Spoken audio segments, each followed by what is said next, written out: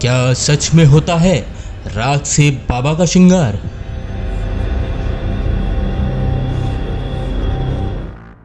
मध्य प्रदेश के उज्जैन को भगवान शिव की नगरी माना जाता है।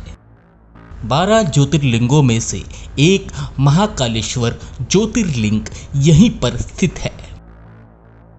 देश दुनिया से लोग यहाँ दर्शन के लिए आते हैं। माना जाता है कि यहाँ आने भर से सारे संकट समाप्त हो जाते हैं। मान्यताओं के अनुसार बाबा महाकाल के दर्शन करने से जीवन मृत्यु का चक्र खत्म हो जाता है और व्यक्ति को मृत्यु के बाद मोक्ष की प्राप्ति होती है। यहाँ की भस्म आरती विश्व प्रसिद्ध है। आखिर क्यों होती है महाकाल की भस्म आरती? पौराणिक कथा के अनुसार दूषण नाम के एक राक्षस ने उज्जैन नगरी में तबाही मचा दी थी। यहाँ के ब्राह्मणों ने भगवान शिव से इसके प्रकोप को दूर करने की विनती की। भगवान शिव ने दूषण को चेतावनी दी, लेकिन वो नहीं माना। क्रोधित शिव यहाँ महाकाल के रूप में प्रकट हुए और अपनी क्रोध से दूषण को भस्म कर दिया। माना जाता है कि बाबा भोलेनाथ ने यहाँ दूषण के भस्म से अपना श्रृंगार किया था, इसलिए आज भी यहाँ महादेव का श्रृंगार भस्म से किया जाता है। भस्म आरती से जुड़ी ये खास बातें। यह पहला ऐसा मंदिर है कि जहाँ भगवान शिव की दिन में 6 बार आरती की जाती है। इसकी शुरुआत भस्म आरती से ही होती है। महाकाल में सुबह 4 बजे भस्म आरती होती है।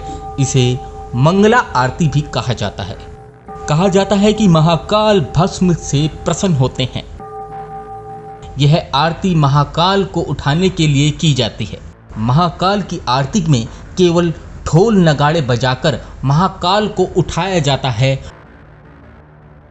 वर्षों पहले महाकाल की आरती के लिए शमशान से भस्म लाने की परंपरा थी, लेकिन पिछले कुछ सालों से अब कपिला गाय के गोबर से बने कंडे, शमी, पीपल, पलाश, बड़, अमलतास और बेर की लकड़ियों को जलाकर तैयार किए गए भस्म का इस्तेमाल किया जाता है। मान्यता है कि ज्योतिर्लिंग पर चढ़े भस्म को प्रसाद रूप में ग्रहण करने से रोग दोष से मुक्ति मिल जाती है। महाकाल की भस्म आरती के पीछे एक यह मान्यता भी है कि भगवान शिव शमशान के साधक हैं। भस्म को उनका श्रृंगार आभूषण माना जाता है। भस्म यानी राख देह का अंतिम सत्य और सृष्टि का सार है। भस्म आरती के नियम। भस्म आरती के दर्शन करने के लिए कुछ खास नियम है। यहाँ आरती करने का अधिकार सिर्फ यहाँ के पुजारियों को होता है, बाकी लोग सिर्फ इसे देख सकते हैं। इस आरती को देखने के लिए पुरुष को केवल धोती पहननी होती है, जबकि महिलाओं को आरती के समय घूंघट करना पड़ता है।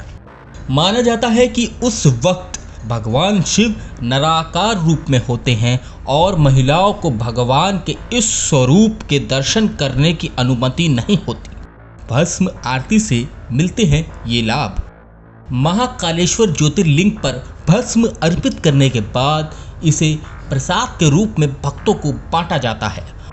मान्यता है कि इस भस्म को प्रसाद के रूप में ग्रहण करने से महादेव का आशीर्वाद प्राप्त होता है, जिससे साधक को कई तरह के रोग दोष से मुक्ति मिल जाती है।